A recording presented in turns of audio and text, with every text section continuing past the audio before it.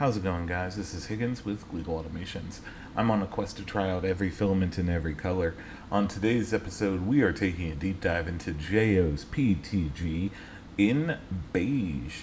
So Jayo was recommended to me by one of the commenters. If you got a filament that you want me to take a look at, be sure to leave a comment down below. I'm legitimately curious if I can actually try out every filament color and every filament. So,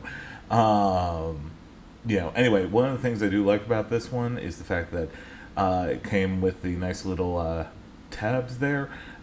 Pretty easy to get into. One of the things, though, that's interesting, I know one of the other Jayo PETGs were in a Mylar bag that wasn't like, didn't have a Ziploc. It does come with these nice little tangle-free stuff, but overall, say it's pretty nice. Anyway, as you know, here at Legal Automations, we always dry our filament. So I'm going to go ahead and put this filament dryer for at least 6 hours, and I'll see you back here soon. Alright, so if you're new here, we always start out by printing a benchy in the generic filament settings for that particular filament type. In this case, generic PETG in Bamboo Studio. So we're going to get that sliced up here. It should take a little under an hour for this. Yep, takes a little under an hour.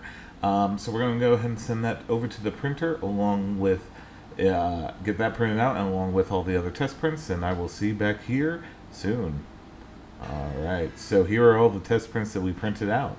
Obviously we start out with the generic benchy. Some minor issues, but overall I'd say it was pretty good. No real complaints from the beige there, as far as I can tell. Maybe a little bit overhangs and a couple of small things, but nothing super major with that one. Then we printed the dimensional cube. This one was 40 by 40 by 40 millimeters cubed. Was a little bit on the corner there, or on the bottom line, as you can see right there, and a couple of smaller issues with probably coming up from the build plate, but again, stuff we can rectify.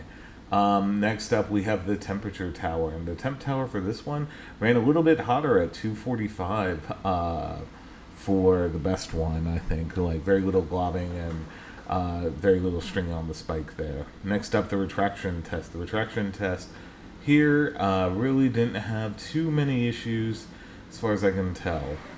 Next up, the max volumetric speed test, and this one performed absolutely amazingly at this 28 millimeters per second cubed. Without any sort of deformations or anything like that. So just something kind of be on the lookout for. And then we got those things dialed in, which really wasn't too many, just maybe the temp and everything. And we're able to print it out a little bit better. No real major issues there with any of this. So over at Amazon, you can actually pick this up for less than $16, which is very good.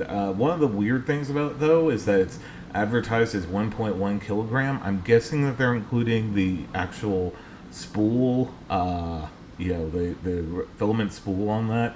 For the price or for the weight, you usually really wouldn't. Just something to be on the lookout for. Anyway, if you're looking for a beige, again, they call this a beige. I think it's more of like a peach color. It's something possibly worth checking out over at Amazon.